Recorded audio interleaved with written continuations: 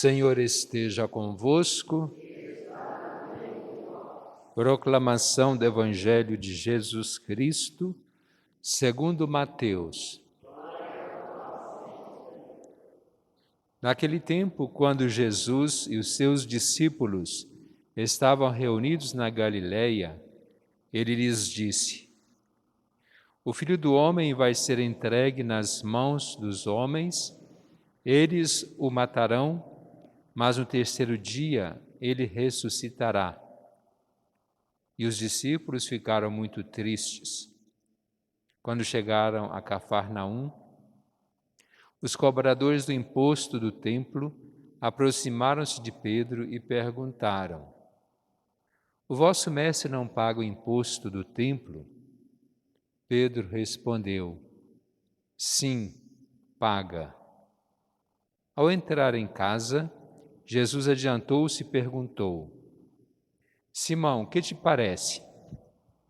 Os reis da terra cobram impostos ou taxas de quem? Dos filhos ou dos estranhos? Pedro respondeu: Dos estranhos. Então Jesus disse: Logo os filhos são livres. Mas para não escandalizar essa gente, vai ao mar, lança o anzol e abre a boca do primeiro peixe que tu pescares. Ali tu encontrarás uma moeda. Pega então a moeda e vai entregá-la a eles por mim e por ti. Palavra da salvação.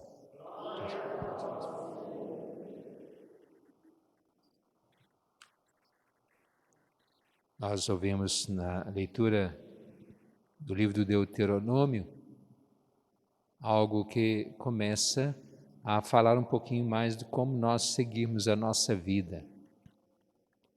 O livro do Deuteronômio é um livro assim especial, né?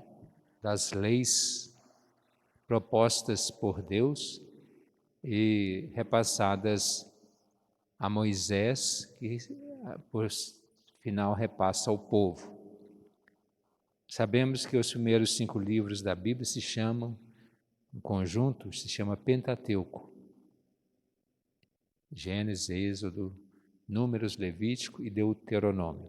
Então esses 5 livros formam um conjunto e cada um com a sua característica própria. E o Deuteronômio, então, um pouco mais da lei. E o que é a lei? Aquilo que nós precisamos seguir, em princípio, e que nos orienta. A lei não pode existir só pela lei. Você não pode passar aqui. Por que não pode? Porque não pode. Não justifica. Agora, se você não pode passar aqui, por quê? Há um perigo de desmoronamento, há um perigo,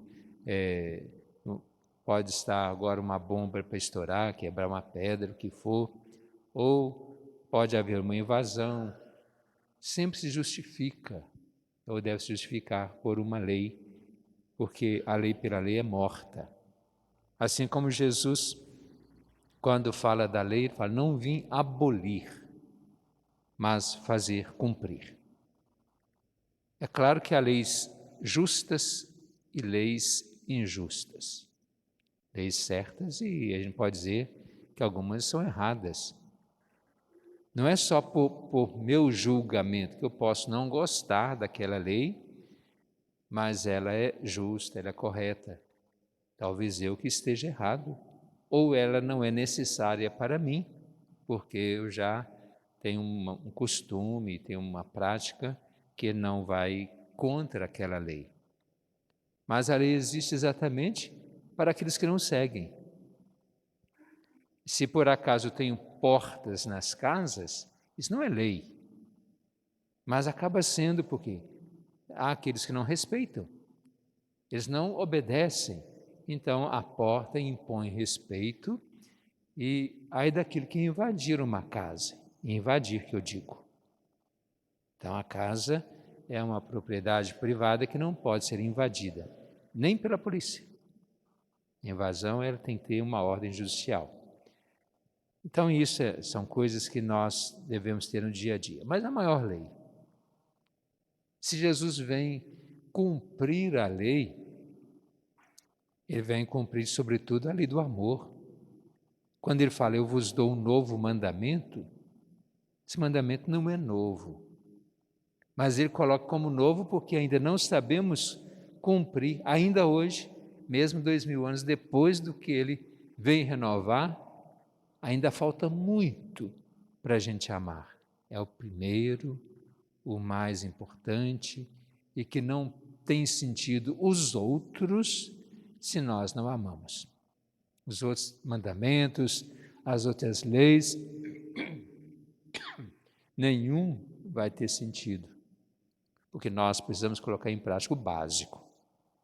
Se eu não construo uma casa em cima de um alicerce sólido, uma rocha, essa casa pode ficar muito bonita aparentemente, um acabamento perfeito, mas ela pode desabar a qualquer hora. Eu posso ter uma aparência de pessoa boa, aparência de uma pessoa cumpridora dos deveres, que eu faço tudo que precisa, mas se eu não amo, isso tudo que eu estou fazendo é aquela fachada bonita que nem sempre vai ser preservada, porque às vezes até com o vento cai. Talvez aquilo que alguém fala, isso pode desmoronar. E quantas quedas nós temos assistido? E às vezes quantas quedas nós tomamos porque ainda não amamos o suficiente. Aí vem Moisés que diz ao povo, e agora Israel, o que é que o Senhor teu Deus te pede? Ele aqui até é bem condescendente, que pede apenas que o temas e andes em seus caminhos, que ames e sirvas ao Senhor teu Deus com todo o teu coração e com toda a tua alma. Apenas isso.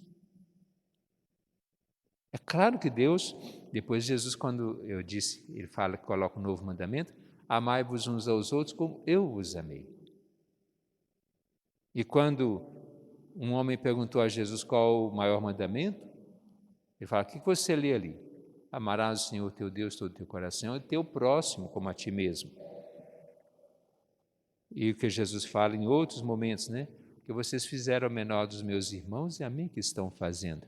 Então essas ligações devem ser feitas não com frases soltas, mas são ligações porque nós precisamos amar a Deus verdadeiramente e amar o nosso próximo. E amar não é só ficar bajulando, incensando as pessoas e querendo fazer alguma coisa com interesse próprio, mas é amar porque o outro precisa. E quando nós amamos, esse amor retorna rapidamente a nós de alguma forma. Pode ser que a gente até reclame, eu fiz isso e não fui reconhecido. Quantas coisas a mais nós recebemos por nós amarmos ou termos amado alguém, ou as pessoas, alguém que precisa, e nem sempre nós paramos para perceber isso. Se Moisés coloca isso para o povo, Jesus vem renovar isso. Nós precisamos amar. E aí Moisés continua, e que guardes os mandamentos e preceitos do Senhor, que hoje te prescrevo para que sejas feliz. Claro, não vou repetir a leitura toda, mas é preciso que nós observemos os mandamentos que são a nossa orientação, que não estão caducos, eles estão em dia e precisamos preservá-los. Certamente há muita coisa no Antigo Testamento que fica apenas como uma história de um povo que caminha em busca do reino de Deus, mas na espera de um Salvador. Há muita coisa no Antigo Testamento que não é história, são apenas textos literários, mas que servem para a nossa reflexão.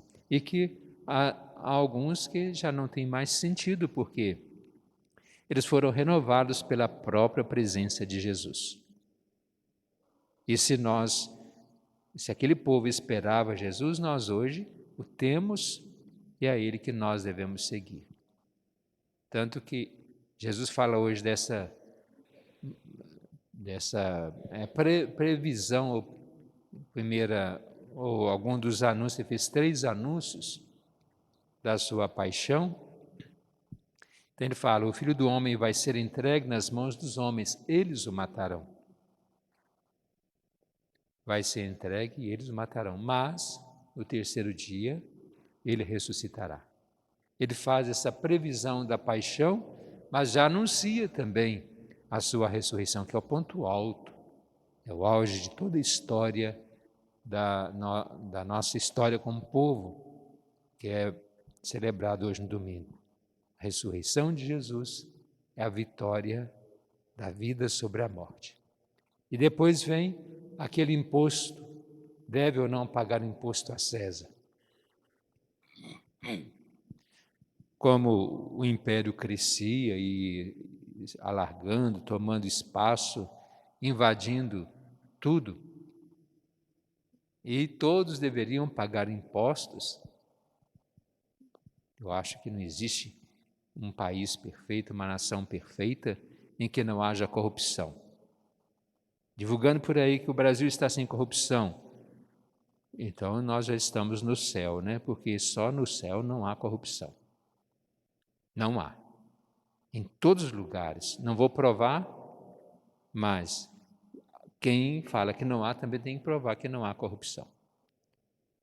E no Império Romano existia, porque como que eu posso tirar o dinheiro daqui da minha comunidade, pagar imposto e a comunidade nunca ser beneficiada? Isso sempre existiu e existe. Queira Deus que um dia acabe o quanto antes, que seja distribuído de acordo com a necessidade, os frutos dos impostos, porque alguns lugares fazem, refazem, e outros lugares estão passando dificuldade. Corrupção. E com isso perguntaram a Pedro se Jesus não pagava imposto. Então Jesus manda apanhar o primeiro peixe e nele abrir a boca, tinha uma moeda e com essa moeda pagar o imposto. É aquilo também que nós temos lá no Antigo Testamento, quando se era cobrado o dízimo das primícias, a primeira colheita. O povo que colhia tinha que tirar uma parte daquela primeira colheita e oferecer como para o povo, no sentido de oferecer no templo, para o bem dos outros, para as necessidades. E daí surgiu também o nosso dízimo, a nossa contribuição, quando nós fazemos para a manutenção, para as diversas necessidades. É o imposto. É claro que na igreja ele não coloca como imposto, porque cada um age de acordo com a sua responsabilidade, com a sua consciência. Agora, para o governo, isso é imposto em todas as partes, porque ninguém vai chegar espontaneamente e dar um dinheiro para o governo, para a prefeitura, o que for. Isso aqui é para ajudar no calçamento de uma rua, isso é para ajudar numa escola. Há sim os benfeitores, mas se não houver um imposto, aí as coisas vão de mal a pior. E na igreja é diferente, porque é uma contribuição. Mas que a gente possa seguir sempre os passos de Jesus para a gente poder estar no caminho certo, observando as suas leis. Vamos agora fazer a nossa prece, pedir a Deus que nos ajude a entender bem a sua palavra.